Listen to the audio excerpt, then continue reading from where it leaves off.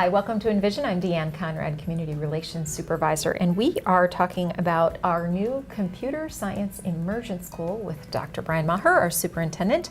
I say school, but it's actually 3 schools where that program will be implemented in the fall.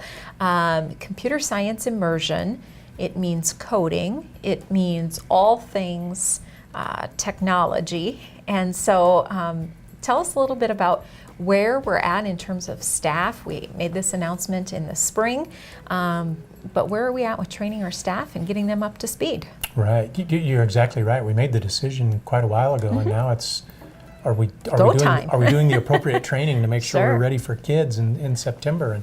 And I think the answer to that question is yes. We've started that. We've had a one-day process already where we've had principals and interns and instructional coaches and IT people all together with 2 trainers from Code to the Future who came in and talked about what are we going to need in terms of our development, what's that plan and process going to look like, et cetera, et cetera. And then in August, we'll begin the training with teachers. And what does that look like?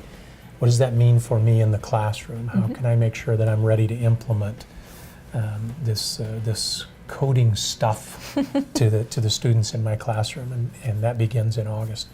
From there, then, once school starts, the folks from Code to the Future will actually be on site in Sioux Falls every week. So our teachers are going to get training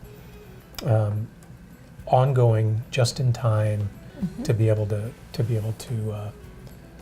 take that new process to a level that probably right now none of us understand. Right. We're very excited about what we've done, what we're about to do, and what we'll see next school year. Right, and there are a lot of opportunities to go out and see videos on Code to the Future and some of the schools that already have implemented it across the country. And it really is fascinating to see young minds that are thinking critical and thinking in a very systemic way, yet still big picture, and it's very interesting to see what that kind of process develops in a student's mind.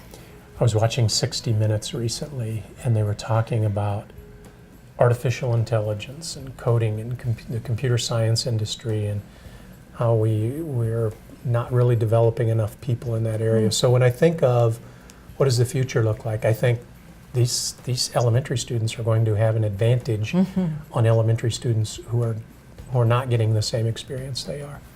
But I'm not necessarily hoping that this develops a whole cadre of computer scientists. Sure. It may help that. Sure. But that's not exactly what I'm hoping for. From a superintendent's perspective, what I'm hoping for is real engagement of our kids so that they want to come to school every day.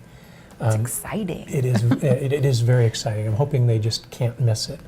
You know, I'm also looking for continual development of critical thinking that we try to do in a variety of ways already, but I think this will help us in a number of ways, help kids think critically.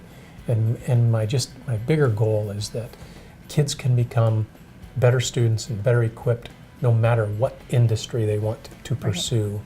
It doesn't have to just be the computer science industry. Right. That critical thinking, whether you are interested in health and medicine, or whether you're interested in becoming a teacher, or whatever, across the board, that definitely is a skill that can be carried through life. Right. Absolutely. Right. Well, Computer Science Immersion, we're having it at Lowell, Hayward, and Annie Sullivan Elementary.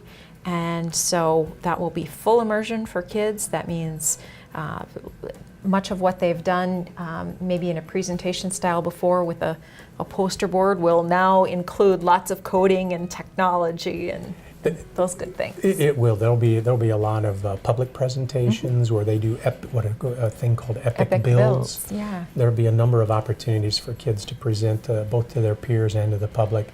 I think a year from now we'll be amazed at what got done in a very short period of time in those buildings. Can't wait to see what it looks like. Me either. Yeah, very good.